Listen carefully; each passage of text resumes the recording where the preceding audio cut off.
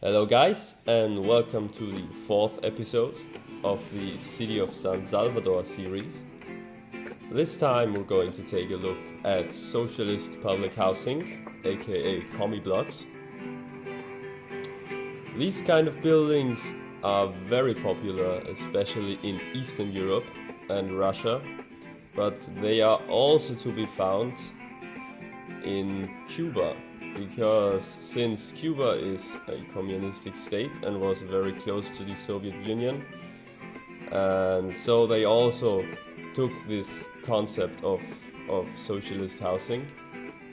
They can also be found in Central Europe, and they can be found most probably all over the world, but they are most popular probably in Eastern Europe. There are whole cities that consist of these buildings. These buildings are actually concrete slab buildings. They are constructed of large concrete slabs, so they are prefabricated parts, and they can be built up in a very short time. So you can build a whole city with just these buildings and this building system. I think you all know Chernobyl, and the city next to Chernobyl is Pripyat, and if you've seen any photos, the whole city is built of these kind of houses. So it's just these houses, nothing else. It's a concept city. There are large parts of larger cities in Europe which only consist of these buildings, because they were very popular in the 1960s and 70s, because they are very cheap to build and they can offer a place to live for a lot of people. So there are really large complexes of these buildings. Most of the time these complexes have a concept, and the concept is you get large 5 to 10 story high buildings, and then you have large mostly green spaces in between, where there are other community buildings like schools and kindergartens and shops and doctors, etc., and parks and space for leisure activities. So the concept is to have lots of light and sunlight in between those buildings, because one of the criticism of historical European cities was that in the small alleys and roads, when you get these 5 to 6 story high buildings that were built around 1900, and because it was very dark in these roads, and one of the criticism was that it's all dark and dirty, and people want to have lots of space and sunlight, and this was the idea behind building these large 10 story or more buildings and have large spaces in between them to let sunlight in and have parks in these areas. In reality, it didn't always work out that way, but there are some examples which do work.